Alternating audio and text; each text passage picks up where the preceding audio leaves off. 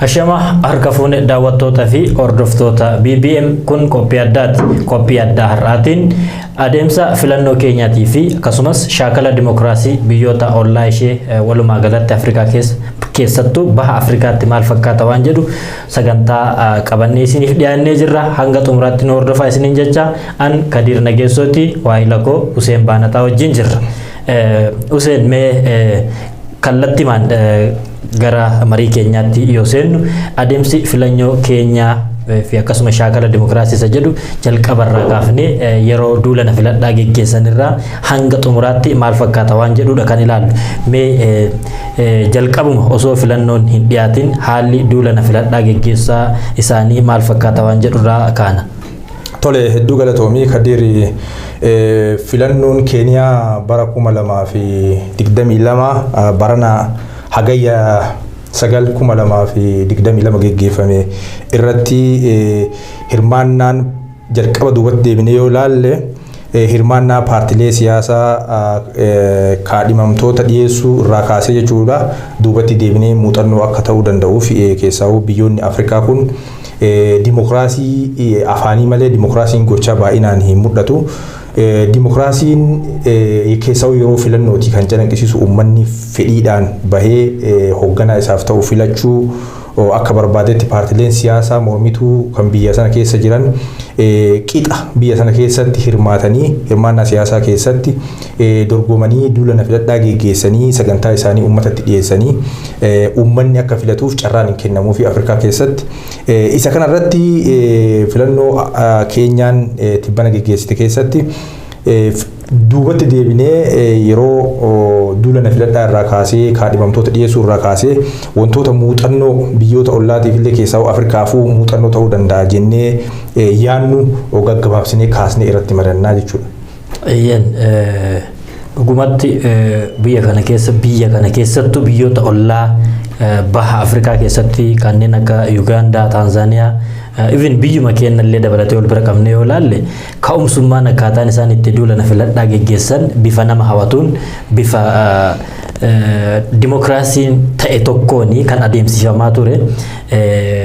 Keessattuu paartileen siyaasaa warri paartiin biyya bulchu akkasumas paartiin filannoodhaaf duulana filadhaa yeroo geggeessan bifa naamusa qabeessaan of bifa ummata walitti hin buufneen bifa ololli akka hawaasni walirratti ka'u yookaan immoo akka jeequmsi uumamu osoo hin taane hawaasicha ajandaa ittiin biyya hoogganuudhaaf deeman ajandaa ittiin biyya kana ceesisuudhaaf deeman qofa tarreessanii akka uummanni isa irraa bitatu yaada qaban uummatatti gurgurachaa deemuun isaanii waan baay'ee namatti tolu gama lamaaniyyuu kan laalamaa ture jechuudha hordofaa turree jirra.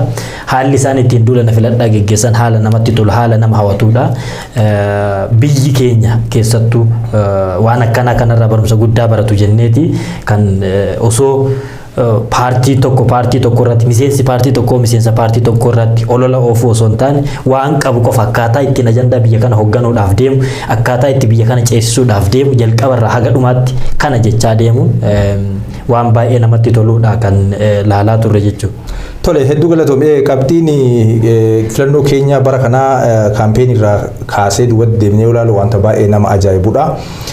Fakkeenyaaf kaadhimamtoota dhiyeessuu fi paartileen siyaasaa paartileen mormituu jechuudha. Biyyoota ollaa kanaaf yookaan immoo biyyoota Afrikaatiin wal bira qabnee yoo ilaallu bifa adda ta'een paartileen mormitoota hedduu kan galmaan jechuudha filannoodhaa fi kanneen keessaa morkataan yeroo maraa fi morkataan beekamaan ODM jechuudha paartiin ODM kan Raayilaa Odingaatiin hoogganamu yeroo garagaraatti filannoo Keenyaa keessatti nama muuxannoo qabuu fi akkasumas paartii jabaa paartii biyya bulchaa jiru Jubilee yeroo hedduu fi qormaataa turedha. Paartiin kun jalqabarraa kaasee filannoo keessatti yeroo hirmaatu kaadhimamtoota isaa siyaasni keenya siyaasa sabaati sabummaa irratti hundaa'edha.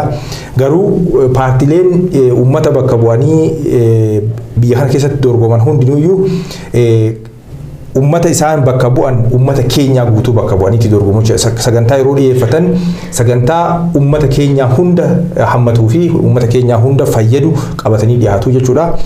Akkasuma mee fakkeenyaaf yoo fudhanne dimokiraasiin jiraachuu keenya keessatti dimokiraasiin sirriitti shaakalamuu isaa kan fudhannu paartiin waggaa 8 darbaniif biyya kana bulchaa ture paartiin Jubilii yeroo bara aangoo isaa fixatutti tokkoffaa filannoo kana keessaa of hambisuu isaa carraa paartileen mormitoota biyya kanaa pirezidaantummaaf illee dorgoman akkasumas bakkee garaagaraa irratti dorgomaniif bakkee banaa godhee haala mijataa uumuu isaa irraa kan ka'e filannoon bara kanaa baay'ee dimokraataa ta'uu isaa kan namatti agarsiisu jechuudha. Fakkeenyaaf itti aanaan pirezidaantii keenya Wiiliyaam Ruutoon paartii Jubiliiti waggaa 8 darbaniif paartii Jubilii keessatti hoogganaa ta'aniiti kan hojjetaa turanii garuu yeroo filannoon bara kanaa gahu paartii mataa isaanii fudhatanii keessaa bahan jechuudha.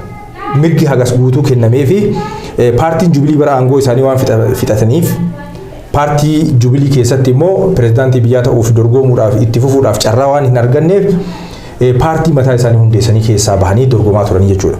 Paartii UDA jedhu paartii akkas jedhu moggaafatanii duula na filadhaa gahaa uummata sirriitti sochoosanii sagantaa isaanii daangaa haga daangaatti sochoosanii uummata isaanii barsiifachaa turanii jechuudha. Kana qofa miti. Paartileen mormituu fakkeenyaa fi namni dhuunfaadhaan dorgoman jiru pirezidaantii biyyaa ta'uudhaaf jechuudha. Namni Profeesar George Achakawaa jedhamu namni kun sagantaan inni ittiin dorgomuudhaaf boordii filannootitti beeksifateeyyuu sagantaa baay'ee nama ajaa'ibudha. Sagantaa akka biyyaatitti miti akka internaashinaal ta'anittu wantoota dhorkaa ta'anii bifa nama hawwatuun biyya kana keessatti akka lammii tokkootitti ilaalcha isaa karaa fedheen calaqqisiifachuuf mirga akka qabu agarsiisee jechuudha namni sun jechuudha. Kanaaf wantoota dhorgaa ta'an kan akka wantoota araada nama qabsiisan suusii jechuudha wantoota araada nama qabsiisan biyya keessa seer qabeessa gochuu wantoota baay'ee wal nama falmisiisan hedduu isaanii sagantaa kanarratti qabatanii dhiyaatanii jechuudha. Kana qofa miti paartileen hunduu kan biyyattii tana keessatti dorgomanii aangoo qabachuu barbaadan sadarkaa gavarnarii irraa kaasanii sadarkaa member of paarlaamentii irraa kaasanii warri yeroo Jubilii aangoo irra ture sana keessatti marraa lamaa fixatan jechuun yeroo lama marraa afuriin yeroo lama warri fixatan hundi isaaniiyyuu filannoo keessatti hin hirmaanne kun maaliif godhamee sirna dimokiraasii biyya kanaa lafa qabsiisuu keessatti shaakala gaarii fi jalqabbii gaarii ta'a jedhamee kan taasifame waan ta'eef kan filannoo Afrikaa keessatti geggeeffame hanga ammaatti geggeeffamaa ture keessa haalli duula na filadhaa hirmaannaan paartilee baay'ee kan hawwataa ta'uu isaa taajjabne jechuudha Kadir.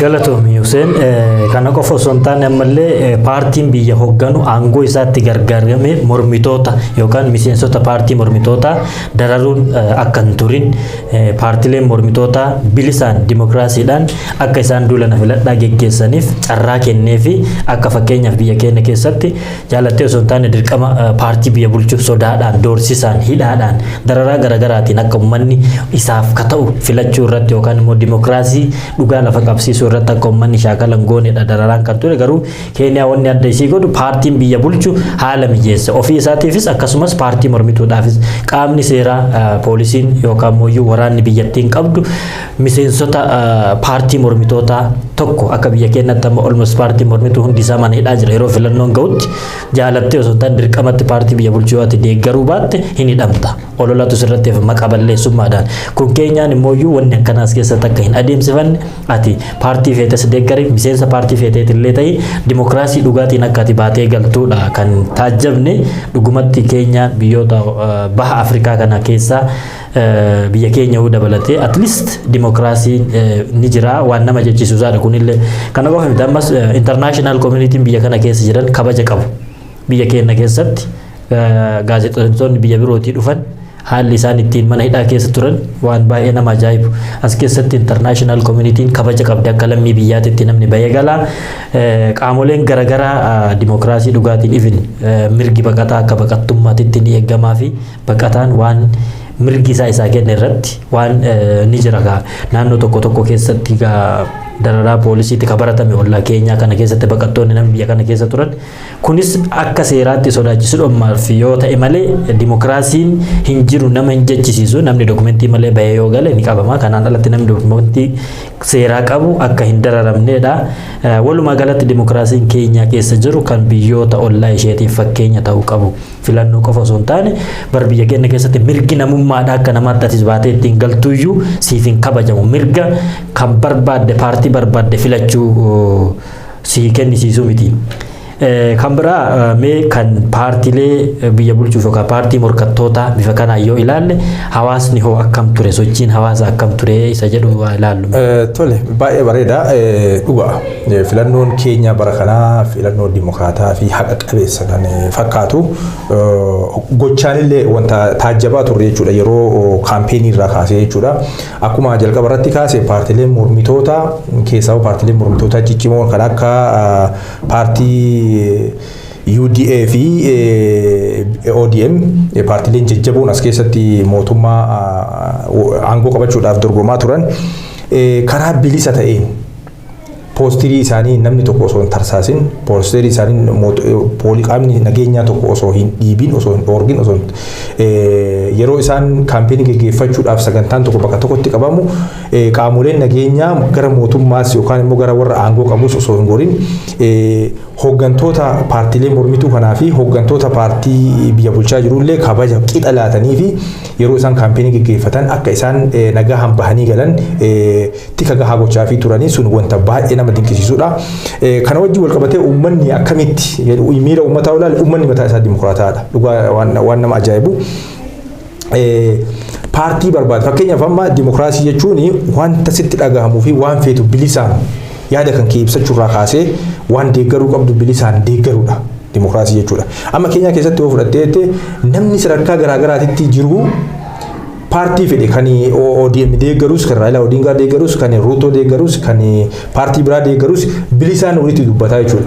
Waan ati maaliif Raila Odinga deeggartee jedhanii namni qabanii hidhan takka nagarreemu jechuudha. Sadarkaa bulchiinsa naannootti illee kaasee haga sadarkaa biyyaatittis namni maaliif dhaaba sana deeggartee jedhamee hidhamee jiru. Sanii miti kan bahee paartiilee siyaasaa hooggantoota paartiilee siyaasaaf gaafii barbaade gaafatee waan barbaade jedhee mootummaa arrabsuyyuu biyya kana keessatti hin hidhamu.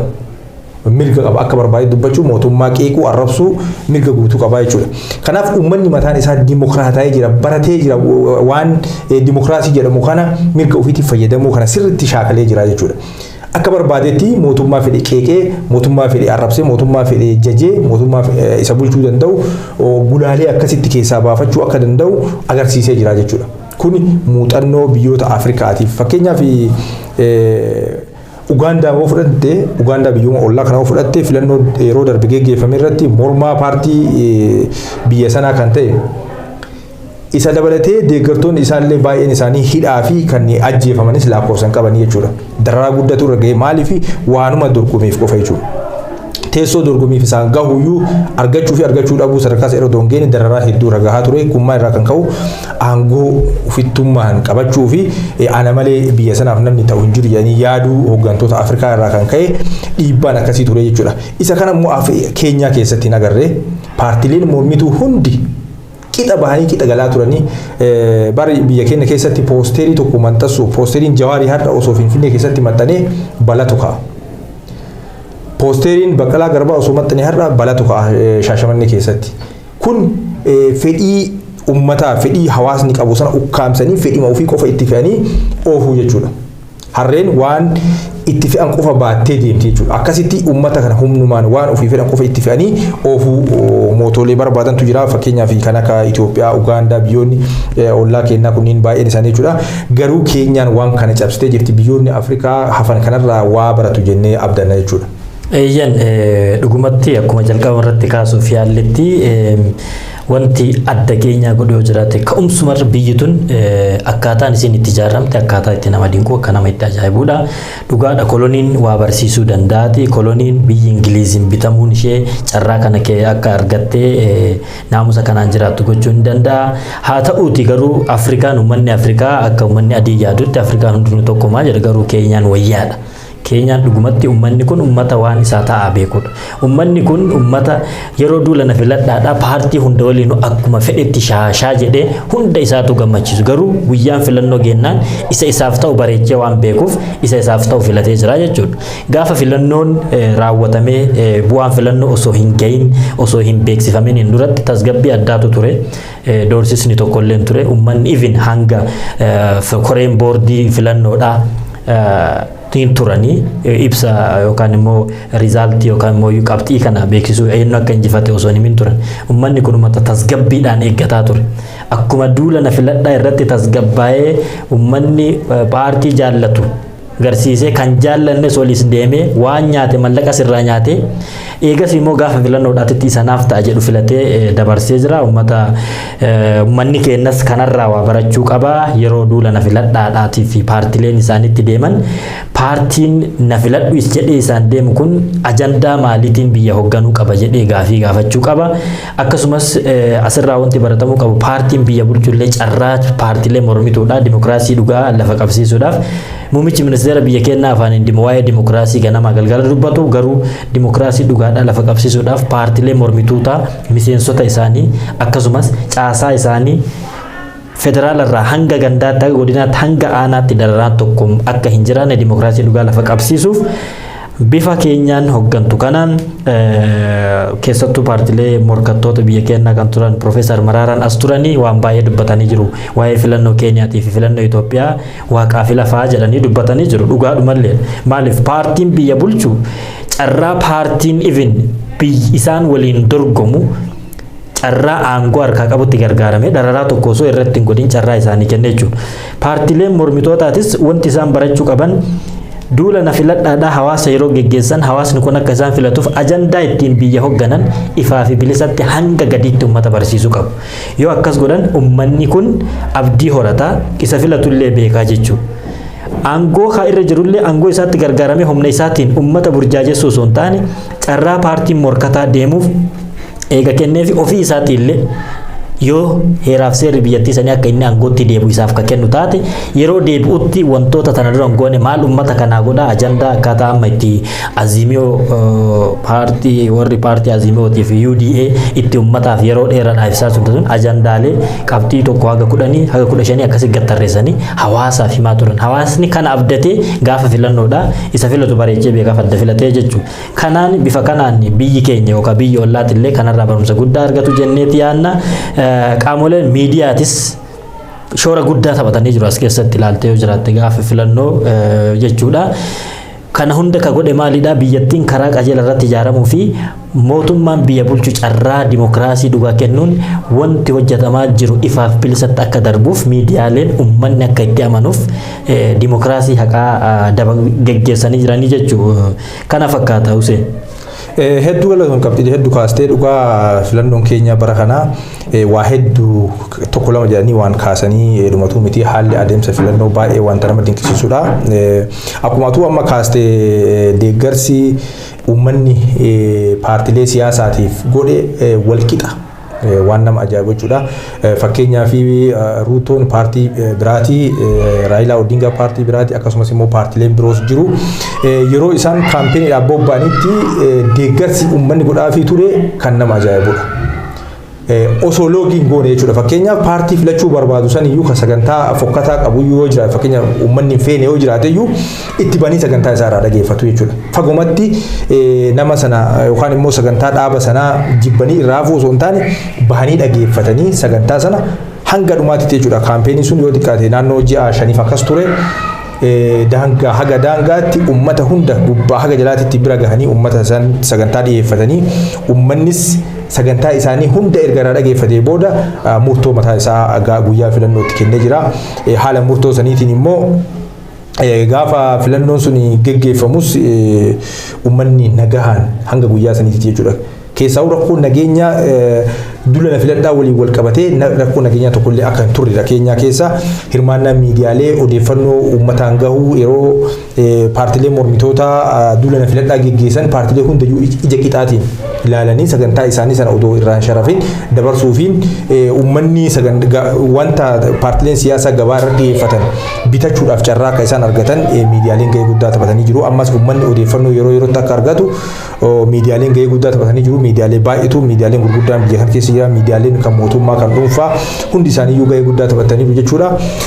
Mee kana wajjin wal qabatee osoo gara filannoo guyyaa filannootii fi bu'aa filannoo akkasumas immoo pirezidaantii yeroo ammaa aangoo qabatanitti osoo asiin deebini siyaasa Keeniyaa keessatti Oromoonis hirmaannaa qaba. Fakkeenyaaf kaawuntiiwwan hedduu Keeniyaa kana keessa kan jiran kaawuntii Tana River ilaaluu dandeenya akkasumas Wajjia kaawuntii Marsabeetii fi Siyooloo yoo ilaalle achi keessatti Oromoon hirmaannaa keessaa kaabaa fi kibbaa Keeniyaa kana keessatti hirmaannaa siyaasaa qaba. Mee kana wajjin wal qabatee kaadhimamtoonni gavarnarii akkasumas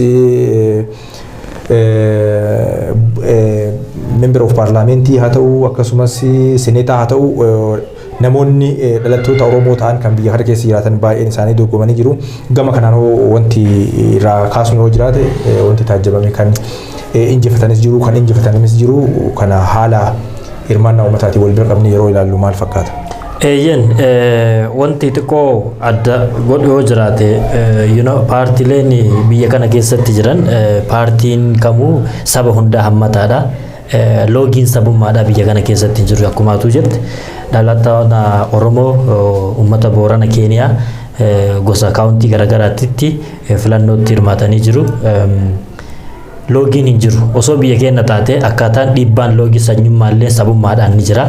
Ati waan saba tokko taateefis ni dhiibbamta. Garuu biyya kana keessatti qoonni uummanni afaan kana dubbatu uummanni Oromoodha. Dhalattoonni Booranaa as keessatti qaban guddaadha. Women rep irraa kaasee hanga senetara gavarnara naannawa isaaniitti hundi isaaniitu kan keessatti fudhatan uummatootuma Oromooti. Oromoota eenyummaa isaanii of beekan keessattu kaawuntii Tana River akka carraa ta'ee Haajaalii Waariyoo gavarnara ta'anii dorgomanii turanii garuu hin milkoofne. Haa ta'uuti kana dhaban jechuun tajaajila hawaasa isaaniitiif qaban dhaban jechuu miti. Karaa ittiin dippiloomaasii garagaraatiin hawaasa isaanii akka tajaajilan dhiibbaa garagaraa akka gochuu danda'anidha. Mooyalee irraas kaanee hanga Siyoolootti dhalattoonni Oromoodha kan gosaan Boorana ta'an hedduun isaanii dorgomanii gavarnara, seneetara, women rep dubartootaan illee jechuudha hedduun isaanii milkaa'anii jiru. Haa ta'uuti kun maalidha akkuma amma walumaa galatti jenne filannoo kana keessatti loogiin hin jiru dimokiraasiitu jira jechaadhaaf ummanni naannawa isaa namuma isaaf ta'u laalee bakka sanii filataa milkaa'anii jiru. Kun waan baay'ee gaariidha. Naannoo isaaniitis jeequmsi akka hin turre fi akkasumas karaa nagaatiin paartii Azimio la Umoja yookaan immoo UDA kan isaanii ta'u naannoo isaaniitti filatanii jiru. Filatanis milkaa'aniitis jiru ittis gammadanii jiru jechuudha. Tole bareeda kana maaliif kaasne Oromoon Keeniyaa hirmaannaa siyaasaa keessatti iddoo olaanaa akka qabu as keessatti tuquudhaa fi dhugaadha. Naannoleen kaawuntiiwwan Oromoo waliigalatti akkuma jalqaba irratti kaase Keeniyaa keessatti siyaasni siyaasa qabiilaati. Oromoon Keeniyaa keessa jiru yoo xiqqaate harka lammaffaa biyya kanaa ta'uu uummata biyya kanaa ta'uu ni danda'a yookaan harka sadaffaa biyya kanaa ta'uu ni danda'a. Garuu immoo akkaataan siyaasa biyya kanaa ittiin saboota qoqqoodu diqqoo humna waan dadhabsiisanitti fakkaataan siyaasa Keeniyaa keessatti. Fakkeenyaaf Oromoon Keeniyaa keessa jiru Boorana, Gabra, Oromaa, Gurraa, Wardaa jedhanii akkasitti addaan qoodanii hunduu gabanaa fi senetaroota akkasumas bulchitoota isaanii ofii isaaniitii akka isaan dhiyeeffatanii fi naannoo isaanii akka isaan bulchanii taasifama. Kana wajjin wal qabatee diqqoo hirmaannaan siyaasaa Oromoon as keessatti qabu akka faffaca'u waan godhanetti fakkaata. Inni kunis akkuma waliigalaatitti siyaasa Keeniyaa keessatti wanta jirudha. Dhugaadha. Kaaba Keeniyaatti keessaa iddoowwan Marsabeetii, Isiyooloo fi Tana River keessatti bakka bu'oonni uummataa yookaan immoo bulchitoonni uummataa dorgoman akkasuma bakki itti argatanis jiru bakki itti dhabanis jiru. Haa ta'u malee namootuma isaanii wal dorgoman yookaan immoo saba kana keessaa bakka bu'antu baay'een isaanii iddoo keessaa kaaba kanatti kan darbanidha. Innis waan hamminya qabu miti kan mo'atamanis akkaatuma dimokiraasiitiin namoota darban sanaa fi carraa dabarsanii laatanii jiru kun wanta shaakala dimokiraasii guddaadha. Mee gara bu'aa filannootti asaa deebine gara sagantaa keenyallee gabaabsuudhaaf gara bu'aa filannootii fi haala reakshinii achi booda jiru irratti haa xiyyeeffannu.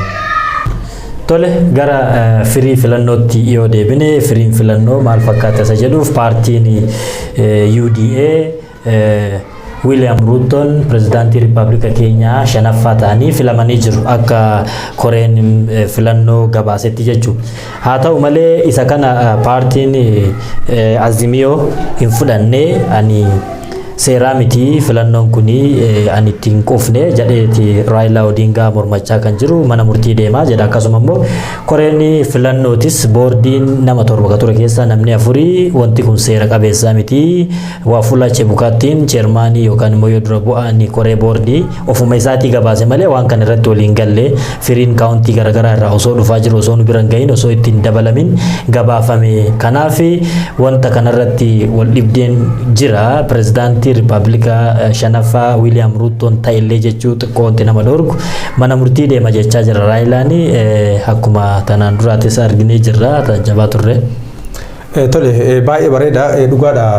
Jalqabumarraa kaasnee filannoo uummanni keenya guutuu biyyattii keessatti hagayya 9 bahanii filannoo kana erga filatanii booda guyyaa sanirraa kaasee firiin filannoo buufataalee yookaan immoo kaawuntiiwwan jiran hundarraa bifa dijitaal ta'een gabaafamaa ture. Isa kana immoo miidiyaaleenis laayifii dabarsuu hordofaa turani.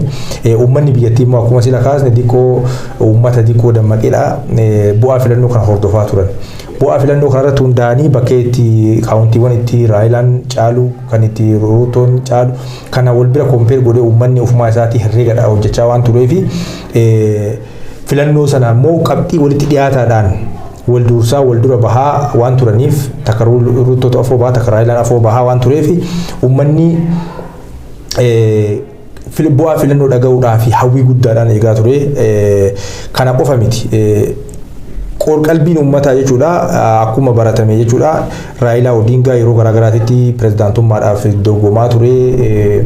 Sababa garaagaraatiin inni na jalaa hatames jedhus waan garaagaraas ta'u pirezidaantii osoo hin ta'in hafee jira. Bara kana immoo qalbiin namaa Raayilaa Odingaatu pirezidaantii ta'a wanta jedhuun waan qabamee fi pirezidaantiin bara kanaa Raayilaa Odingaati wanta jedhu irratti konkluuziin akkasii irra waan ga'aniif namni Raayilaa Odingaa eegaa ture jechuudha. Dhugaa dubbachuuf harki caalu jechuudha.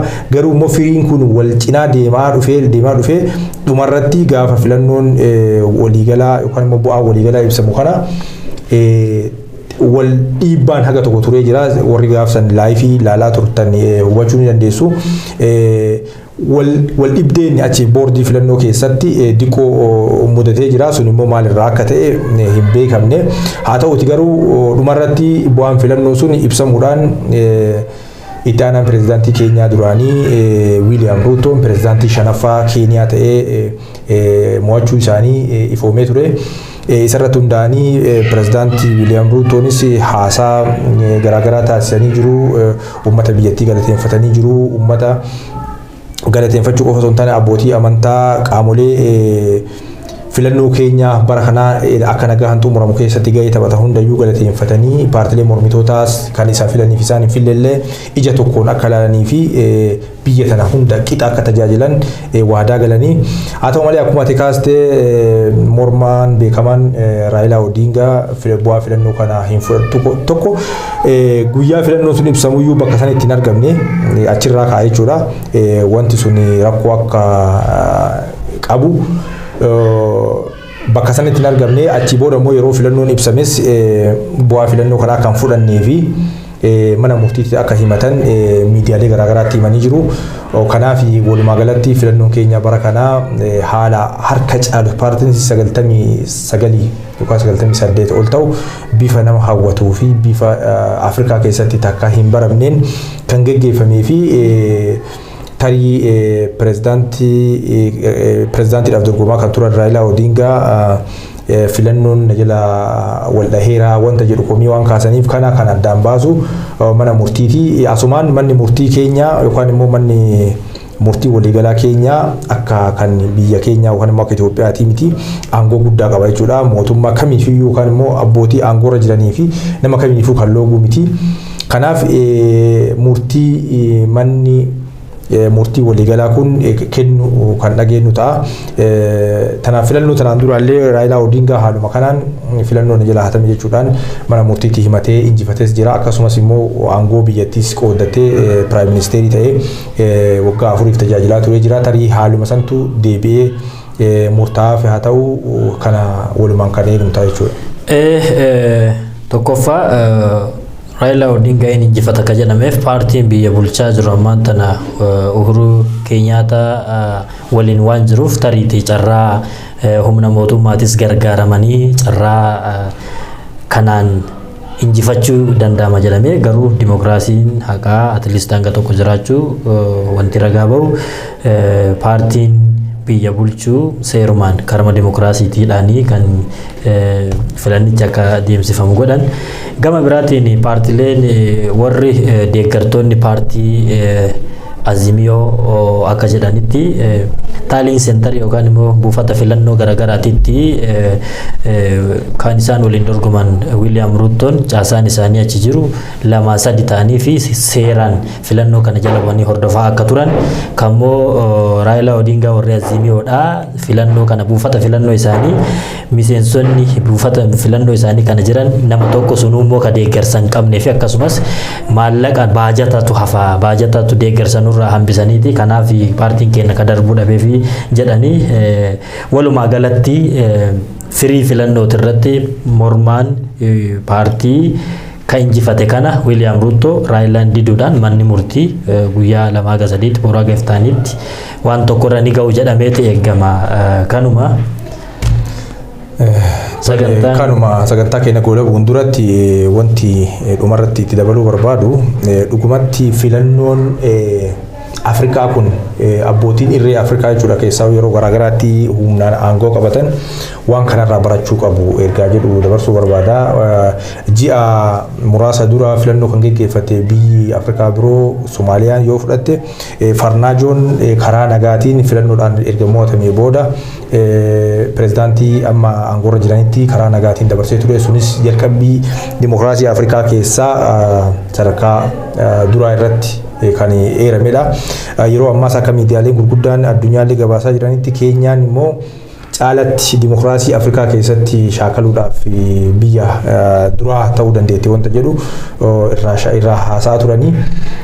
Dhugumatti keessaa'uu namni siyaasa Keenyaa kana hordofaa jiru haala duulana filadhaa irraa kaasee hanga filannoo kana bu'aa isaa dhagahuutti haala jiru namni taajjabee filannoon Keenyaa kun dhugumatti dimokiraatawaa ta'uu hubachuu ni danda'a. Biyyoonni keenya immoo kanarraa barachuu qabu jedhee yaada. Biyyoonni Afrikaa kan biroo Itoophiyaas dabalatee jechuudha aangoo ofii qofatti xiyyeeffachuu osoo hin taane maqaa ofii qofatti xiyyeeffachuu osoo hin taane fedhii uummataa fi yaada uummataa dimokiraasiin biyya sana keessa dhufee uummanni biyya sanaa nagahaan waan barbaade deeggaree waan barbaade haasa'ee nagaan galuu akka bahee galuu akka danda'u itti gaafatamummaan itti dhagahamuu qaba. Dimokiraasii kana lafa qabsiisuudhaaf babal'isuudhaaf yaadda'uu qabu. Biyyoonni paartileen mormitootaa kuwwanis akkuma paartii biyya bulchaa jirutti sagantaa biyya sana bulchanii fi biyya sanarraa nagalcha biyyooti biyya sanaa nagalcha jedhanii yaaduu akka isaan yaada akka isaan jiran hubatamuu qaba. Kanaaf paartileen siyaasaati paartileen mormitootaa kan biyya bulchaa jiranis haala kanaan waliin qindoominaan yoo hojjetan dimokiraasiin Afrikaa keessatti lafa qabachuu danda'a wanta jedhu abdii qabnaa. Fakkeenyaaf paartiin amma Keenyaa keessatti yoo fudhatte tanaan dura illee jechuudha filannoo tanaan duraa keessatti paartiin mo'atamillee power sharing keessaa hin hafu jechuun waan mo'ateef paartiin sun miseensonni paartii sanaaf deeggartoonni paartii sanaa illee hin gatamanii kan paarlaamaa sinis paarlaamaa sinaa gabanaa irratti kan mo'ates naannaa irratti mo'ate irratti ni bulcha fakkeenyaaf Hasan Joo Mombasa County waggaa 4 bulchaa ture paartii ODM keessaa jechuudha. Haalli kun Afrikaa biyyoota kaawwan keessatti illee baramuu qaba aadaa jajjabeeffamuu qabu jedhee kaasaa kanuma waan filannoo kanarraa muuxannoo nama yookaan immoo biyyoota biraatiif yookaan immoo hawaasa keenyaaf illee ta'uu danda'u sagantaa biraatiin illee itti deddeebinee ilaaluu dandeenya waan ta'eef har'aa fi kanuma yoo godhamne gaariidha jedha Kadiir. Tole galatoomi barsiisa. Egaa hordoftoota keenya sagantaan qophii addaaf qindeeffanne kanuma fakkaata. Torban sagantaa biraatiin hanga walitti deebinutti nagaan nu tura.